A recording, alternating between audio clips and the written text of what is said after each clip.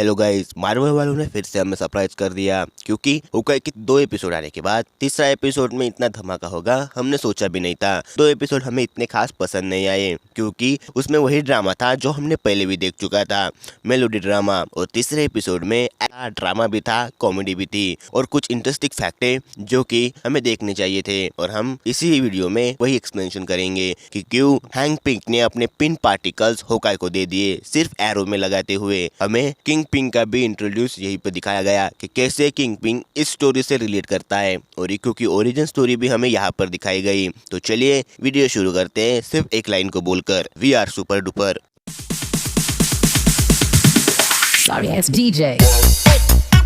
होकाई के तीसरे एपिसोड की शुरुआत होती है जहाँ पर हमें कुछ अलग चीजें दिखाई देती है। हमें दिखाया जाता है कि होकाई को उसी स्टाइल से बंधा हुआ होता है जो स्टाइल हमने एपिसोड 2 में देखी थी, पर अब ऐसा होता है कि उसे बचाने के लिए केट बिशप आसमान छोड़कर जमीन पर आ जाती है, पर वो उसे बचा नहीं पाती और खुद ही किडनैप हो जाती है। अब हमें इंट्रोड्यूस किया जाता है इस सीरीज के मेन कैरेक्टर यानी कि इको, और उसका नाम है माया लोपेज, जिसके बारे में पहले तो हम बात करेंगे कि उसकी एबिलिटीज क्या है और वो कॉमिक में कैसी थी। हमें एपिसोड में दिखाया जाता है इको की ब्रेकडाउन स्टोरी जो कि केट की बराबर थी। केट जैसे कि सिंपल फैमिली से बिलोंग करती थी, वैसे ही माया सिंपल फैमिली से बिलोंग नहीं करती थी क्योंकि उसके पिता एक हिटमैन थे जो कि किंगपिन के लिए काम करते थे। और हमें ये बात करने में कोई भी गड़बड़ नहीं लग रही कि उसके पिता किंगपिन के लिए काम करते थे, क्योंकि हमें एपिसोड में किसी का हाथ नजर आया पर वो पूरा नजर नहीं आया। पर जो थ्योरी चल रही है कि इस सीरीज में किंगपिन है, तो इसी सीरीज का मैं सहारा लेता हूँ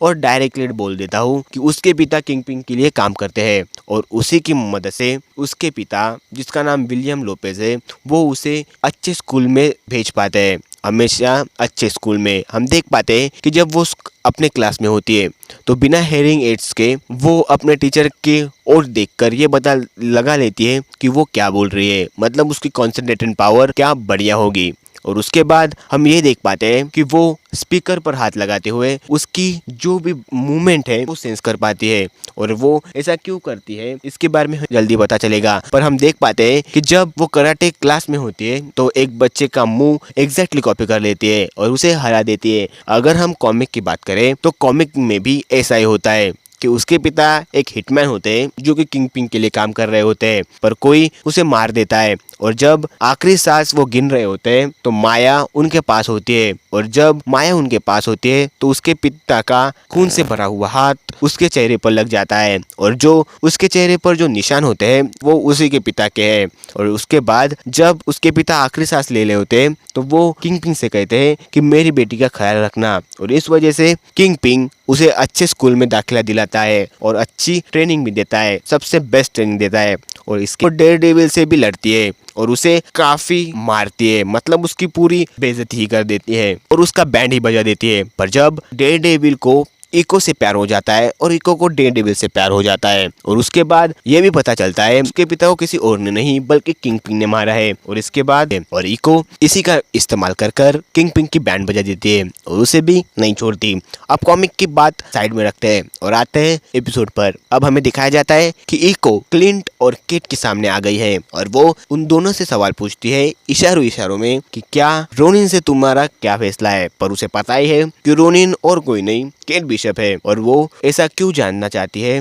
वो हमें आगे पता चल ही जाएगा। पर होकाई पहले ही बोल पड़ता है कि ये बच्ची रोनिन नहीं है और रोनिन कोई और ही है। इस बच्ची को ये सूट सिर्फ एक ऑक्शन में मिला था और उसने ये सूट पहन लिया और सबको ये लगा कि ये रोनिन है, पर रोनिन असल में मर चुका है। पर जब इको पूछती है कि उसने किसने मारा और तुम्हें ये सब कैसे पता, तो होकाई बोलता है कि रोनिन को ब्लैक विडो ने मारा और मैं तब वही था जब ब्लैक विडो ने रोनिन को मार दिया। और उसका मतलब ये था कि एवेंजर एंड गेम में जब रोनिन बनकर सबको मार रहा था फ्रस्ट्रेशन की हालत में, तब ब्लैक विडो ही थी जो उसे सही ट्रैक पर लेकर गई और उसे होप दी, ये वाली होप नहीं जो हम देते हैं ना, वो होप दी हमारा परिवार वापस आ सकता है और हम जो भी गायब हुए हैं उन सभी को वापस ले जा सकते हैं। तो इसकी वजह से रोनिन तभी मर जाता है और आज होकाई भी इस बात को मानता है कि ब्लैक विडो ने रोनिन को मार डाला और वो सबको बताता है, पर इको इन सब के बातों पे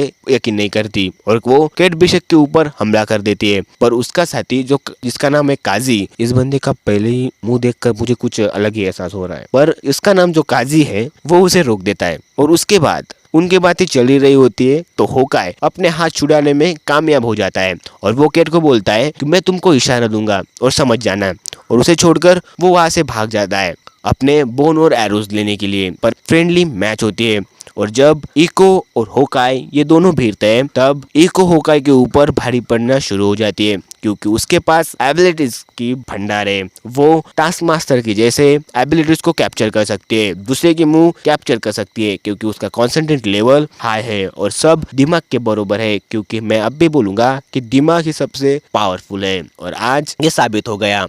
होकाई जिसने एवेंजर एंड गेम के बाद लड़ाई को हाथ भी नहीं लगाया, वो सुकून की जिंदगी जीना चाहता है और अब इको उसके सामने फाइट कर रही है, पर होकाई उसे मारना नहीं चाहता, वो सिर्फ वहां से भागना चाहता है और इसी वजह से वो उससे छूटकर बोन और एरोज लेने के लिए चला जाता है। और जब ये सब उसे मिल जाता है तो तब हमें होकाई की असली कलाकारी देखने को मिलती है और वो अपने कलाकारी से सबको इम्प्रेस कर देता है। मुझे तो कर ही देता है पर केट को भी कर देता है जब वो अपने बोन और एरोज लिए सभी के सिट्टी पिट्टी गुल कर देता है। और इसी हाथापाई में उसके हेलिंग एड्स भी खराब हो गए हैं और टूट गए हैं क्योंकि इको ने उस पर लाद दी गई है। उसके बाद वो केट को छुड़ाता है और उसे छुड़ाने के बाद ये दोनों कार चुराने के लिए चले जाते हैं। पर जब वो कार चुराने के लिए बाहर जाते हैं तब वहाँ पर दो कारें होती है, एक रेड वाली जो सही और होंडा गहराई दिख रही होती है और एक दूसरी वाली जो एक सिंपल और पतली दिख रही होती है। पर होकाई बोलता है कि हम इस पतली वाली में जाएंगे, पर केट को वो रेड वाली पसंद आई थी और सच को मुझे भी। और अगर कॉमिक की बात करें तो होकाई के कॉमिक बुक सीरीज में ये होता है, जब होकाई गर्लफ्रेंड के साथ एक होटल में होता है तो ऐसे ही माफिया के लोग उस पर हमला कर देते हैं और जब वो भागने जाता है तब वो इसी रेड गाड़ी को चुनता है। हालांकि ये कॉमिक बुक पर बनी सीरीज नहीं है, सिर्फ उस पर बेस है, इसी वजह से वो ये कार नहीं चुनता। पर अगर आप इस सीन्स को ध्यान से देखो तो हमें इसी कार के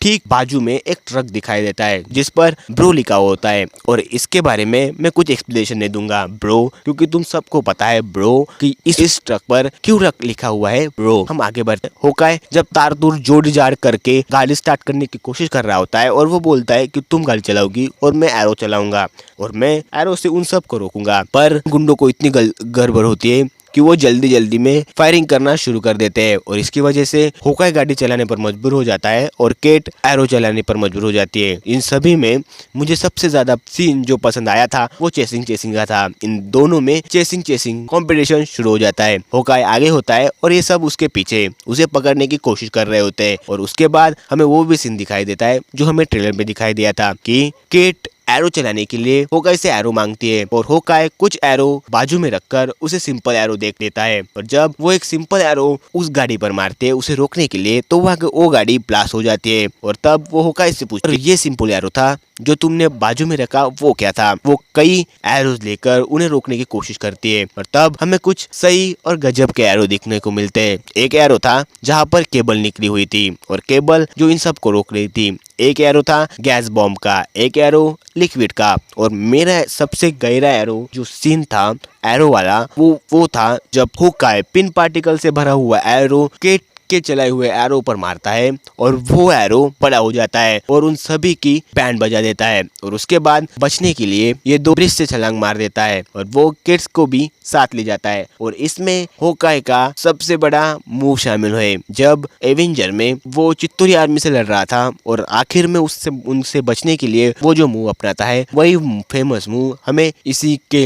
एंडिंग में दिखाई दिया जब वो ब्रिज से छलांग कूदकर वहां से भाग जाता है। और उसके बाद ये दोनों ट्रेन से घर जा रहे होते हैं पर ट्रेन में होकाई केट की तारीफ कर देता है और बोलता है कि तुम इस दुनिया की सबसे बड़ी तीरंदाज हो और केट इसी बात का तो इंतजार कर रही होती है और केट खुश हो जाती है और केट बोलती है कि अभी तक ये बंदा कहाँ था। और इसके बाद ये दोनों केट के उसी आंटी के घर में जाते हैं जिस आंटी के घर में वो पहले भी जा चुके हैं, और उस आंटी के घर में वो पनाह लेते हैं। और इस बार होकाई को उसके घर का फोन आ जाता है और वो उनसे बात कर नहीं पाता क्योंकि उसके इयरिंग हेड्स खराब है और उसे कोई कुछ भी सुनाई नहीं दे रहा होता। पर केट उसकी मदद करती है, एक नोटबुक पे लिखती है जो उसके बेटे उसे बोलने की कोशिश कर रहे होते हैं, और होकाई उसका जवाब दे देता है। और जब आखिर में वो इन सब को बोलता है कि मैं क्रिसमस में जरूर आऊंगा और हम सब क्रिसमस साथ में मनाएंगे, और तब केट को समझ में आ जाता है कि होकाई उसके चक्कर में अपने फैमिली से दूर है।